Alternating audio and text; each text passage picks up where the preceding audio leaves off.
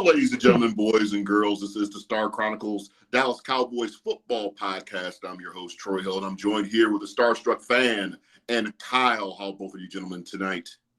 Doing all right. All is well. Well, as always, with some Cowboys football afoot. You know, the regular season's right around the corner. We just had our first preseason game of the season. Kind of humdrum for the most part, as most typical preseason games are with the Dallas Cowboys, but still there's a few things that are a little bit different in this game. What do you think about that, Kyle? I was looking forward to seeing what the offense looked like. I know none of the starters are playing, but just, average, play calling, mixing up a little bit. I was glad to see some of the receivers like Tolbert, Brooks, and Fehoko out there because they're all essentially vying for. Oh, and what's his face too, number 9. I can't think of his name right. Yeah. Tolbert. That's the USFL MVP. Yes, Turpin. So It was good to see those guys. It was good to see those guys out there getting quality reps. And then, the young guys on defense, it was good to see the linebackers out there, Clark and Overshown. So I was happy with what I saw, to be honest, between everything. I mean, I know, Turpin shouldn't have dropped that one return, but, it is what it is. But overall. It's MVP jitters from the USFL. Well, yeah, I mean, overall, those are the takeaways that I got from the game. So okay, what were your thoughts, Ron? Or starstruck fan? It was a typical Cowboys preseason. We, unlike other teams, don't tend to open up our playbook widely when it comes to play calling and things like that. We have this thing where we just don't tend to show our hands too much. But I did like, as the game went on, from an offensive standpoint, it did look like the game started to get a little simpler, and I don't want to jump too far ahead as we start talking about individual performances as it relates to the QB position with Will Greer, the way he was starting to make some reads later on in the game. And I don't know if maybe that may have been large part due to the depth chart starting to come into the game for Jacksonville. But from what I saw offensively, I don't know if this was the reason, because Zach Martin wasn't out there as far as helping those guys know where to block and, kind of being a coach on the field type of thing. Just there were a lot of missed block assignments on the offensive side. Cooper Rush getting creamed and, a lot of pressure on Greer. And the defense, I saw early on where it looks like they were still giving up about 5 yards a carry, close to 6 yards on some plays. And again, it's preseason, so it's hard to judge these guys hard. But some of the things I saw looked similar to how we kind of ended the season. But again, it's hard to judge these guys harshly when it was just preseason week 1. Yes, I tend to agree with both of you guys. Cooper Rush is Cooper Rush.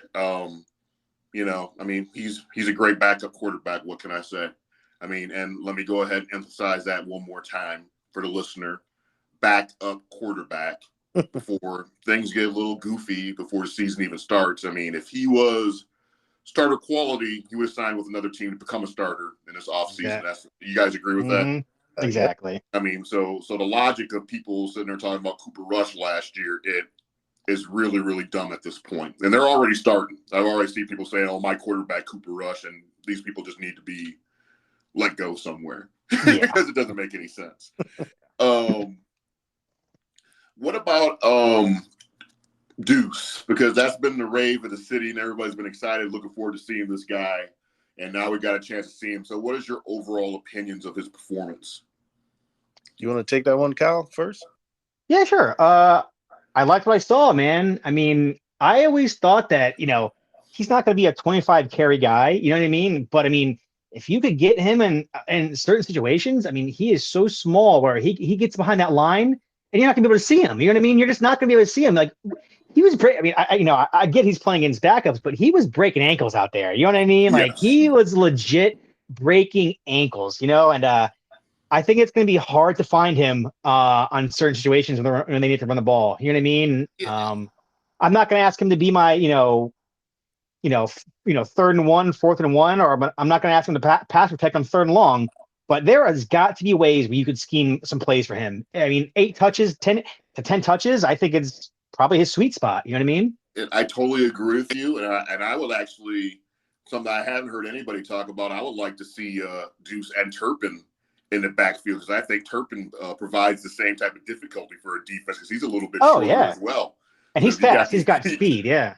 So if you got these 2 short guys that can, blow it up down the field, there's a whole bunch of damage that can be done if you can figure out how to use them at the same time. Like think about him on a screen pass. How you gonna tackle him in open field? You know what I mean? I think it's gonna be hard. Oh yeah. You don't. Yeah. You pray. Yeah, exactly. I mean, they've got to be more creative, and I think they will. I think they will be. I think they're.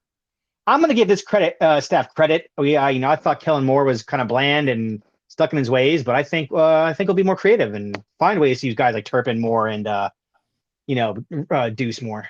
I hope so. What's your thoughts on that, Starstruck? No, I think Kyle kind of really pretty much hit the nail on the head. I mean, to be very specific, there is that. Yeah, when I looked at the way that Deuce was moving with the ball, they said he's going to be very difficult. We've got some big boys up on that line. I mean, saw Zach Martin, the way he trotted out on that field next to Tyron Smith today. Yeah. Out at Terrence Steele's a big dude too. Terrence Steele's a big guy. Yeah. Can you imagine if 2, if not 3 of those guys in front of Deuce, he's virtually invisible. Exactly. No, you're correct. I heard you're absolutely correct. Him the other day as the Magic Man. Because it's like, now you see me, now you don't type of. Or the minute he gets the ball in his hands and he gets behind those linemen, the next he could be 10 yards down the field. Yeah. Or even get eyes back on him again. Yeah. So I'm excited for what I see. He worked well down in the red zone. Absolutely. And he can catch the ball. I mean, he's got good hands. He does everything. Yeah. Probably don't want to risk him too much being out there. That even though I've heard the reports on him that he's a good pass blocker, that's probably not what you want to really utilize. You can else to get out there and do that and get this guy, like Kyle was saying, use these guys the way they should be used, and that's Turpin. Open space. Yep. Exactly. Get these guys the way teams scheme against us. These guys like Percy Harvin and these guys. The guy out of the 49ers. McCaffrey? Yeah, well, that Debo? Debo. Guys get the ball in certain situations where they have no choice but to make a play. That's what I would love to see out of this team this season when it comes to Deuce and Turpin. Yeah. Okay, well, I agree with everything you guys said. I do have a little issue with what you just said, Ron. And listeners, when I say Ron or Starstruck, it's the same guy. He doesn't have split personality or whatever. I don't have a split personality, not diagnosed anyways. But still. But you bring up the thing about blocking. You're saying you could just grab another guy and put him in there. My concern about the pass blocking, specifically when it comes to a running back. And so, I mean, we're a little bit early. It kind of makes me pose the question of, we all know that Zeke recently signed with the New England Patriots for $6 million for the year. God bless the guy. Loved Zeke. Loved watching him hurdle people. After his contract, it seemed like his production seemed to decline for various reasons, playing injured or whatever. If there's a price tag on keeping your quarterback safe and your running back, do you think that runs about $6 million? No.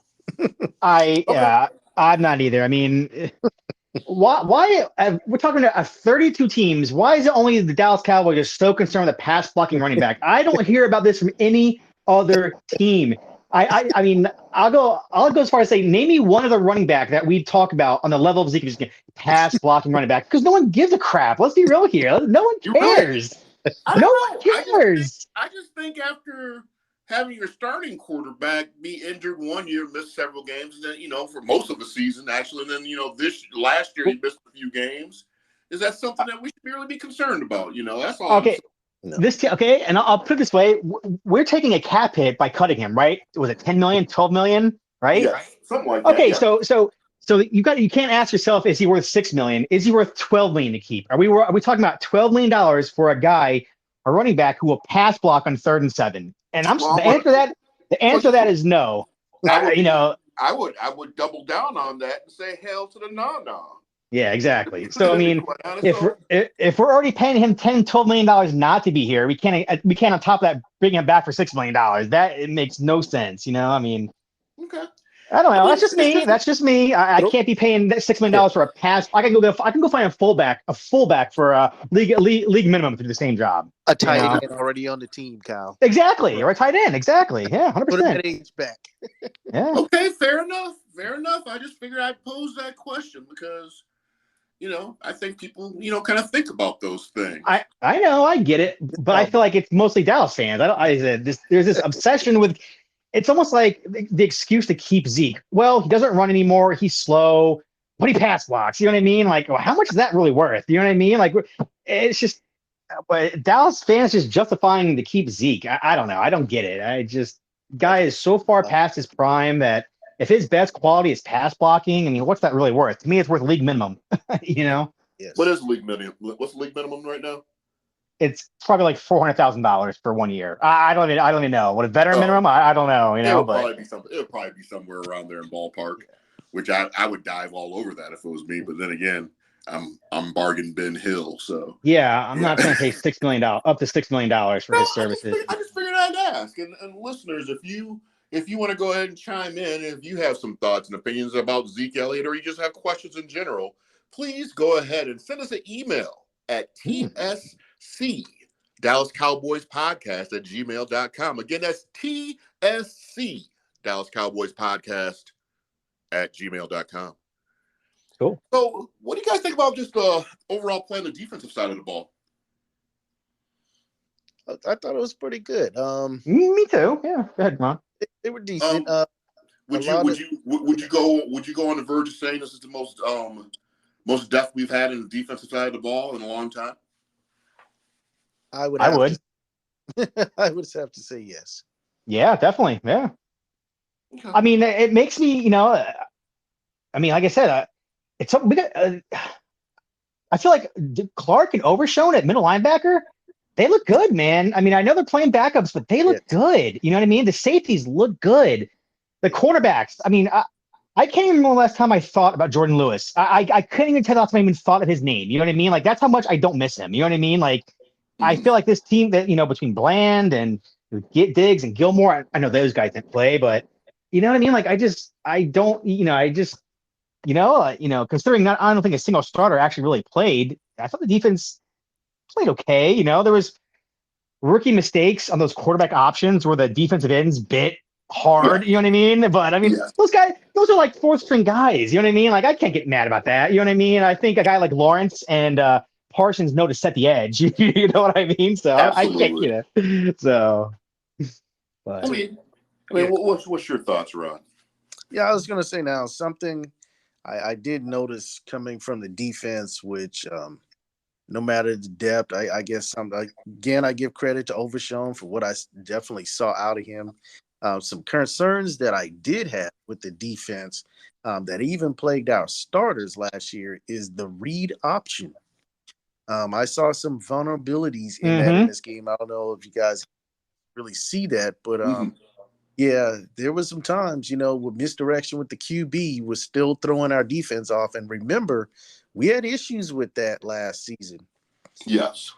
With Jalen Hurts and he was making Michael Parsons really, look like a clown out there on defense times. He was, bad choice of words when it comes to Michael Parsons. He's definitely yeah. I mean, Michael Parsons is an outstanding talent. I just wish he just shuts up sometime. Yeah, he just, most of the time they kept a situation where he really had to make some quick decisions, and I saw a little of that again on our defense where when it came to that QB read option, teams see that, they're going to keep trying that until we figure it out. And so I saw that again where not only was the read option something that we struggle with, but also crossing routes was an issue for us last. And I saw that again.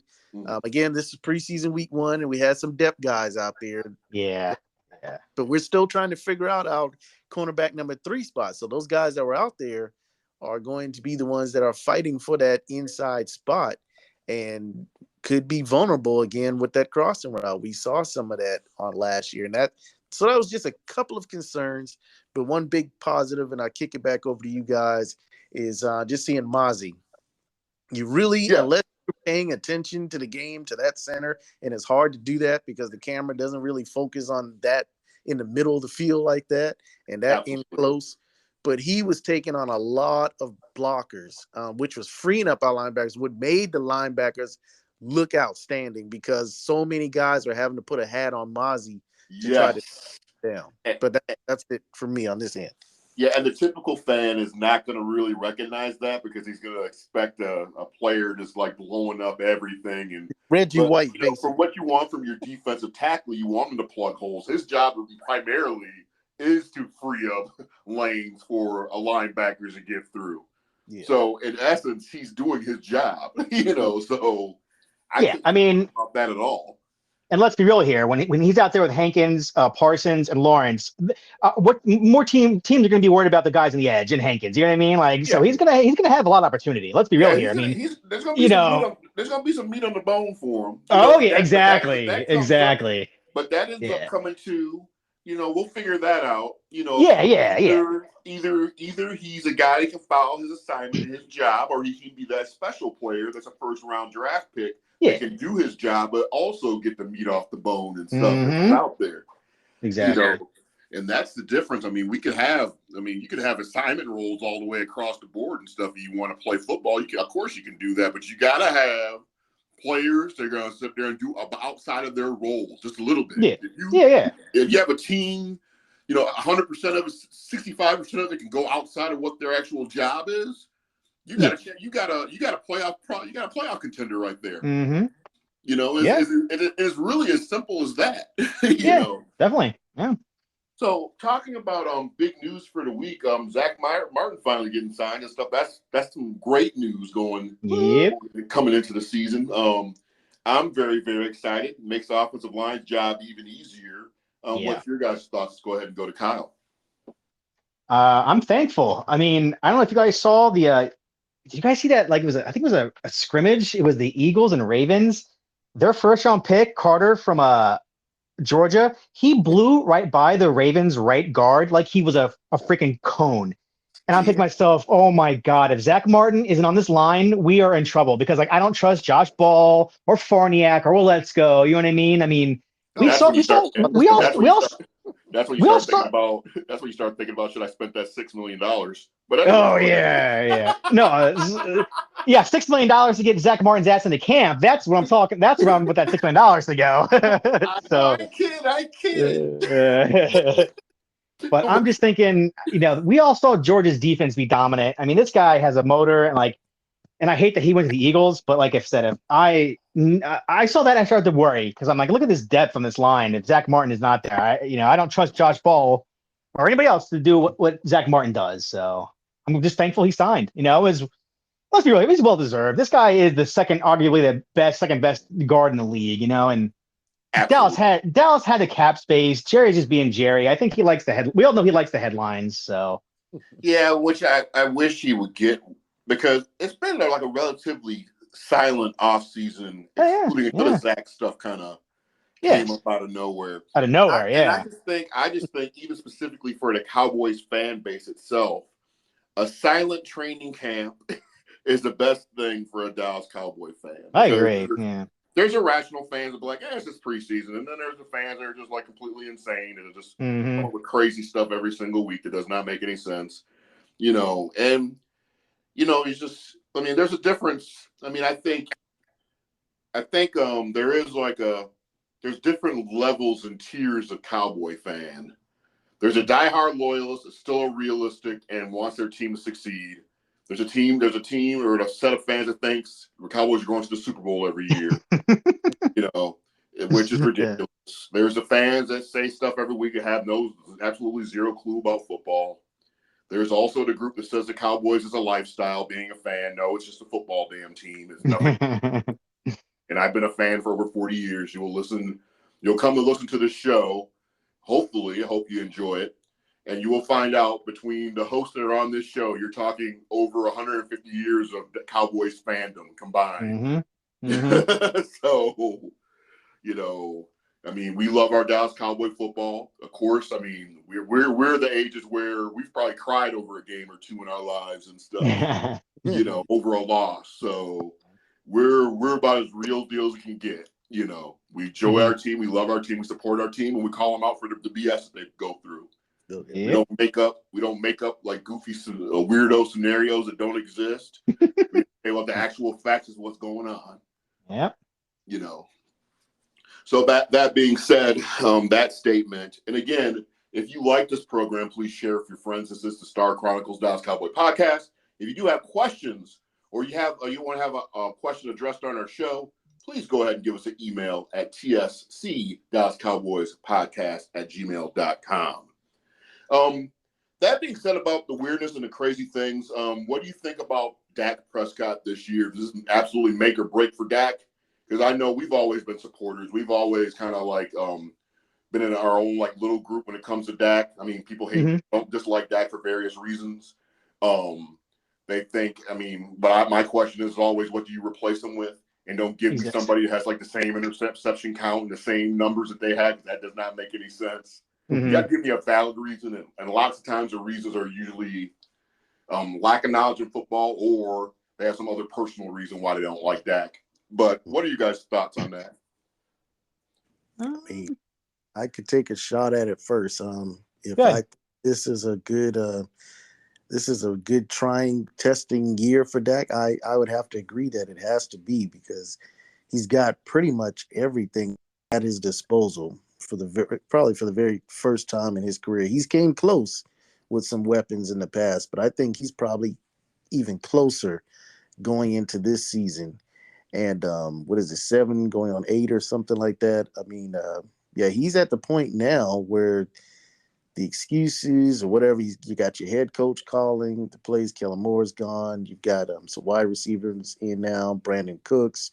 I think everything is there now in place for him to succeed. And it's going to come down to basically him just making some good decisions with the football. And now it's being put out there that this offense is basically putting more responsibility on him, or putting it more so in his hands, which is really going to shine a light, because if you're already saying that, so now anytime something is done, there's no more Kellen Moore or Mike McCarthy, when it's already being said now in advance that this offense is going to put it more into Dak's hands to be able to run it the way he wants to. Okay, very, very good. What's your thoughts, Kyle? Yeah, I agree.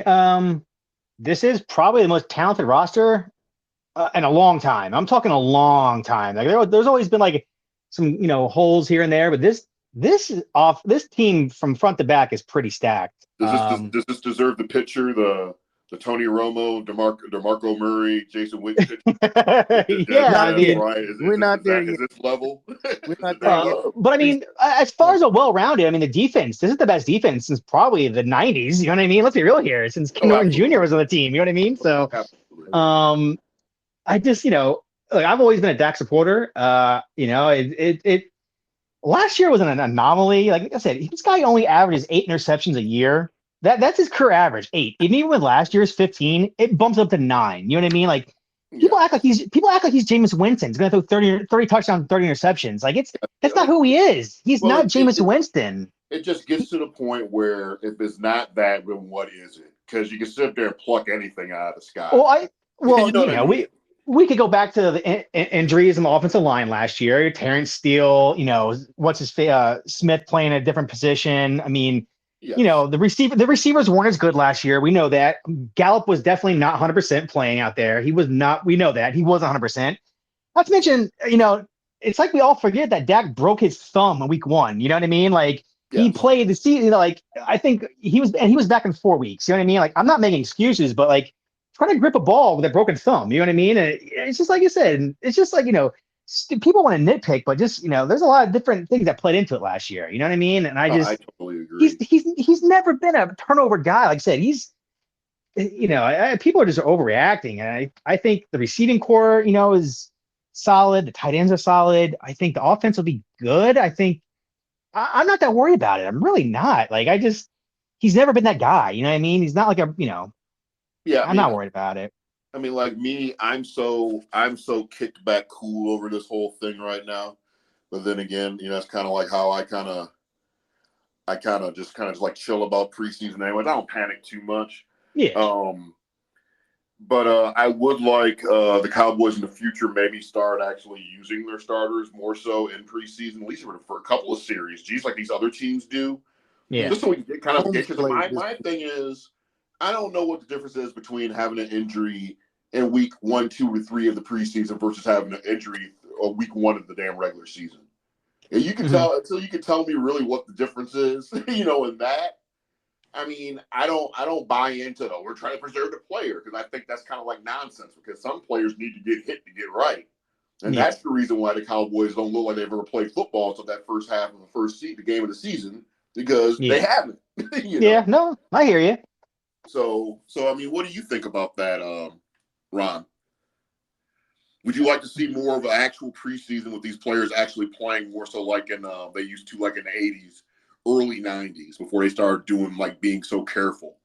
I don't know, man. That's a tough one to answer, Troy. I mean, I want to say that because I'm old school and I remember those guys playing like that. But man, I'm telling you, I've seen players dropping off teams left and right so far in this preseason. So far, it hasn't been. Have they been Dallas Cowboy players? No, they haven't been big names, but those guys aren't playing. Those guys aren't playing right now.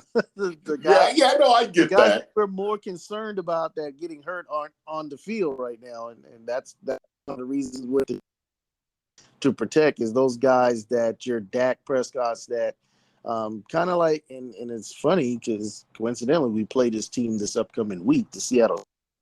Yes. Tony Romo.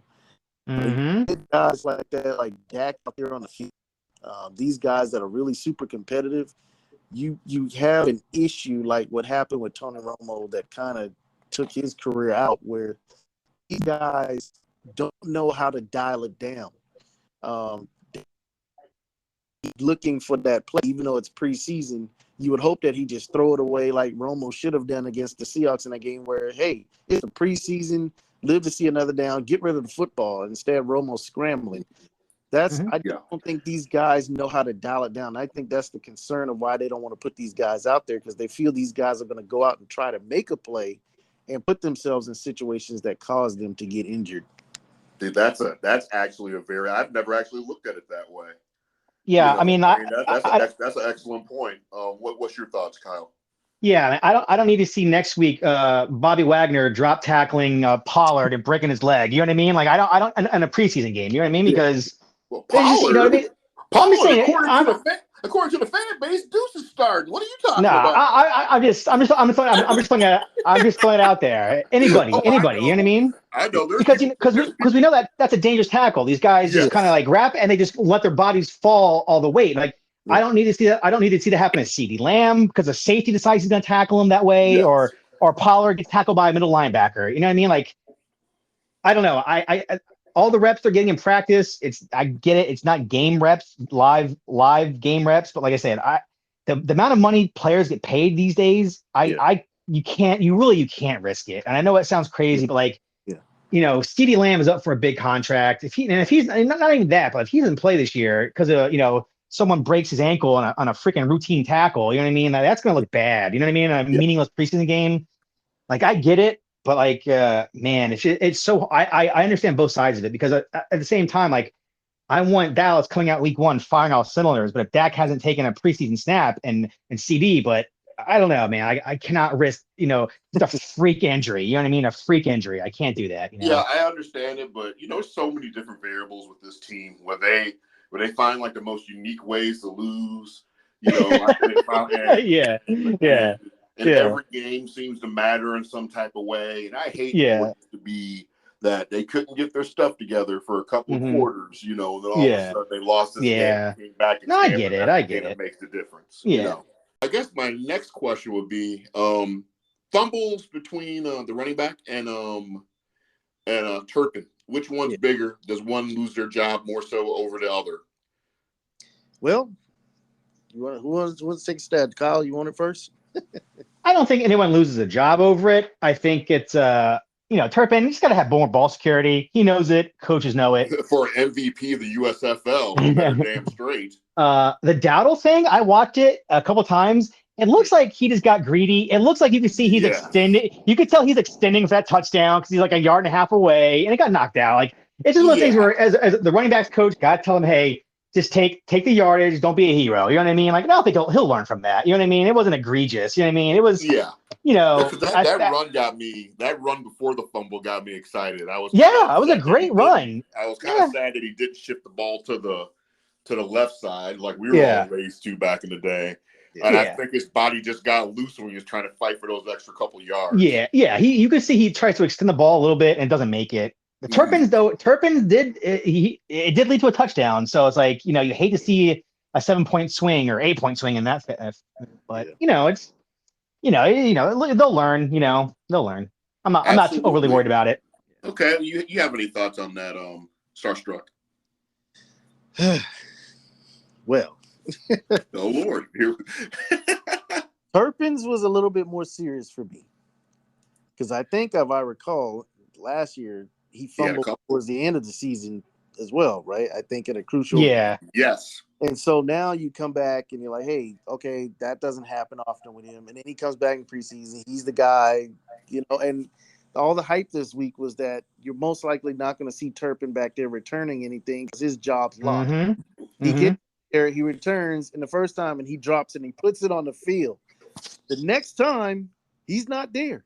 And I know they're saying, hey, well, they want to preserve him and all kind of stuff. But Deuce Vaughn is then back there after that. And he did pretty decent on his returns. Now, I'm not saying guys, Turpin needs to start looking over his shoulder, but he kind of, he's had 2 crucial fumbles now, one in an insignificant game and one in a game that was a little bit more significant. So I don't know if this becomes a head concern for Turpinell that when he gets the ball, if he's going to, a guy just overthinking and it turns into an issue because he's overthinking like, hey, the guys are telling me this is my job, but I got to prove it. Yes. I got to go out. I can't just be fair catching now. I got to show these guys I really deserve to be back here. And so I just don't know if that is where we could turn up being with Turpin. I don't know how many more looks he's going to get in the preseason before we go live here. Yeah. Any notable injuries going into the second week of preseason? Notable? Depth guys, but nothing crazy. I mean, Malik Jefferson, I think, the linebacker, said he's got an issue, but like I said, nothing, where it's like guys are going to be out as far as I can tell. I mean, for Hoko, that's another one. Shoulder injury, yeah, I don't know what that's all about. But... Yeah, but I don't think there's anything too much for anybody to be losing their mind just yet. No. Granted, comparing ourselves to other teams in the NFL, we're doing pretty well. Yeah, I'm kind of surprised too. I mean, I hated seeing what's his face get hurt first day of practice, and he's going to miss, the calf injury. Was that a Wilson got hurt the first day? The calf injury. Yeah. It was Wilson. Was it Wilson or Curse? I forget. They're both hurt. I forget which one got which, but so not exactly ideal. But other than that, calf injury is a calf strain. But yep. Okay. Well, anything you guys looking forward to for this upcoming game? Seattle Seahawks, 9 p.m. Central Standard Time, a goofy ass time. Yeah, it's weird. Yeah, it's a late game. Yep. I tell you what, kicking. I mean, the guy missed a freaking extra point. Oh my god! That's my only concern right now is the kicker. That's it for me. Other than that, I think I'm okay. But this kicker has got me nervous. Yes. Oh, that's every kicker we have. Why is that? Why is the kicker such a problem for this team? I mean, if he would have missed a 48-yard field goal, that's one thing, but he missed an extra point. I mean, Jesus, I just come on, man. This cannot be an issue going into week 1. Are we going to make extra points? Because now you're putting your offense in a situation where you could very well be having to go for 2. I guarantee. Exactly. Yep. They're saying this team is going to be high powered and they should Mm-hmm. score from the 2-yard line, all kind of craziness like that. But it should Mm-hmm. down to that because your kicker is missing kicks. Exactly. You're trying to win a game just because you're trying to win, but it shouldn't be because your kicker's not doing his job. Yeah, there's nothing worse than a score being 7-6. Do you know what I mean? It's like, oh, really, 7-6? But it should be 7-7. You know what I mean? Like stuff like that just irks me. You know what I mean? Like because now it's like instead of a touchdown, it's like 2 field goals. You know what I mean? The extra point. I just can't stand that. Yeah, makes me nervous. It just makes me nervous, especially after postseason last season's postseason run was. I just I'd be nervous about it. I don't know. Yeah, I mean, I'm looking forward to the game. I'm not again. I mean, I'm sure there's not going to be any starters again. Yeah. Well, it probably won't be any Dak. I mean, if anything, Yeah. There might be a few starters here and there. Probably. I think maybe some linemen, but yeah, I don't expect to see Dak, Pollard, or CeeDee Lamb. Definitely, I don't expect to see those guys play at all. I don't see Pollard taking a carry and stuff until the first game of the season. To be quite honest. Yeah. And I think that's a travesty. He needs to suit up. I mean, I need to see if he can go. Yeah. So, anything else for this week? I just want to say that big shout out to DeMarcus Ware. I don't know if you guys saw the Hall of Fame. He's been my favorite Cowboy, him and Witten in the post 90s era. It's been those two. So it was nice to see him get in the Hall of Fame. Yes. And Chuck Howley too, deserving. It's a shame he couldn't be there to enjoy it, but D-Ware and Witten have always been my guys from 2000 on, and it was cool to see a guy you grew up watching. Yeah. When you're in your formative years, high school, high school, college, and cool to see him get the recognition he deserves. I just wanted to say that. So I'm very happy. I'm still kind of disappointed over the Darren Woodson thing. I think Darren Woodson belongs in the Hall. I don't think there's any question. But I'll get over that. Like I'll get over that, just like I've gotten every other quarter or Cowboy player that I think should have been in. He got snubbed. So here he's getting closer. He's getting closer. He'll be there. Yeah, we're getting closer to another conversation one day soon too about the Hall as well. I'm not gonna delve into it yet. Let's not even. Kyle and Ron knows what I'm talking about. I'm not ready for that. I don't know what you're talking about. I have no clue. And again, I'm not saying I'm a supporter of. I'm just saying I get it if it does. I mean, isn't that guy already eligible? And this is twice, and not going there. All right, as always, a great time.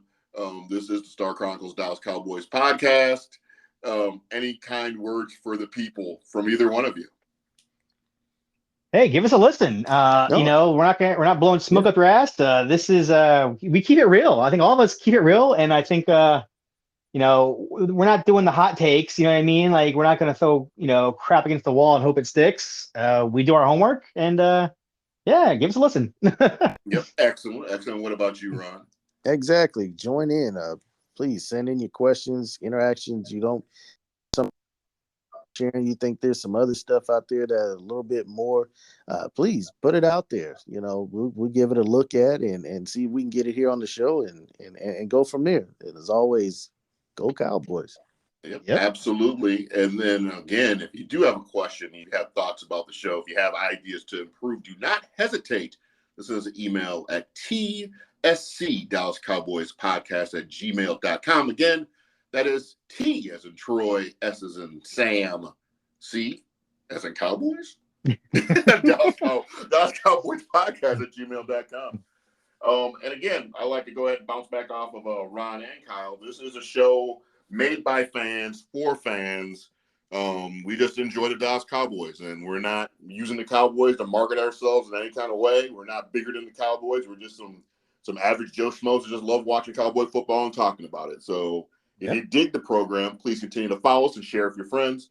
On behalf of myself, the Star Trek fan, and Kyle, we'll see you next week with some more Star Chronicles, and go Cowboys.